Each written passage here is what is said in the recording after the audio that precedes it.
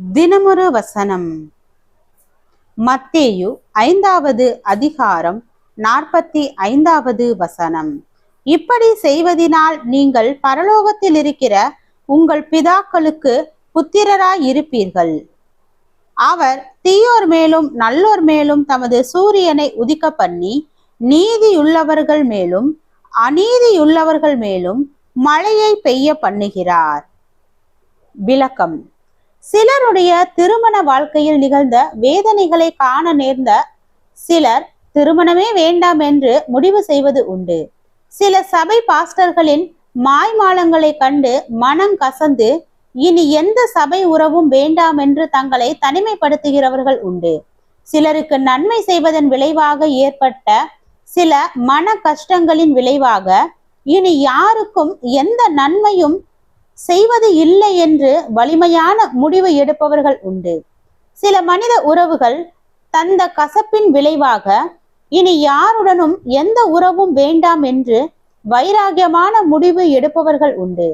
Doctor, எனக்கு அடிக்கடி தலைவலி வருகிறதே, காரணம் என்ன என்று கேட்டானாம் ஒருவன். முக்கியமான காரணம் நீ தலையுடன் இருப்பதுதான் என்று வேடிக்கையாக பதிலளித்தாராம் டாக்டர். தலை இருப்பதால் தான் தலை தேவனை வருகிறது, அதாவது தலையின் வேதனை ஏற்படுகிறது. அதற்காக தலையை சீவி தள்ளிவிட முடிவு செய்வோமா? இல்லை, அதற்காக சில மருத்துவ சிகிச்சைகளைத்தான் தேடுவோம். குடும்ப வாழ்க்கையில் சில பிரச்சனைகள் இருக்கத்தான் செய்யும். ஆனால் பிரச்சனைகள் உள்ள குடும்ப வாழ்க்கையை விட திருமணமே வேண்டாம் என்ற வாழ்க்கை சிறந்தது அல்ல. சபைகளிலே சில குறைபாடுகள் இருக்கத்தான் செய்யும். ஆனால் அதற்காக சபை ஐக்கியமே இல்லாத அனுபவம் அதைவிட மோசமானது. மனித உறவுகளில் அதிருப்திகளும் ஏமாற்றங்களும் ஏற்படுவது இயற்கை. ஆயினும் மனித உறவுகளே வேண்டாம் என்பது நம்மை மனம் இல்லாத மனிதர்களாக மாற்றிவிடும். நன்மை செய்கின்றவர்களுக்கு தீமை ஏற்படுவது சகஜமானது. ஆனால் அந்த வருத்தத்தில் இனி யாருக்கும் உதவி இல்லை என்பது ஒரு மரம் கனி கொடுப்பதை நிறுத்தி கொள்ளும் செயலாகும். நல்ல கனி கொடாத மரம் வெட்டப்படவே தகுதியானது. பாறைகளும் மரங்களும் தன்னை தடுப்பதால் ஆறு தன் ஓட்டத்தை நிறுத்துவதில்லை. தீயவர்களும் பயனடைவார்களே என்று எண்ணி மழை தான் பெய்வதை நிறுத்துவதில்லை. எல்லாவற்றிலும் சில பிரச்சனைகளும் மன வருத்தமான காரியங்களும் இருக்கவே செய்யும். ஆயினும் அவைகளின் நடுவிலும் சில காரியங்கள் நமக்கு அவசியமானவை.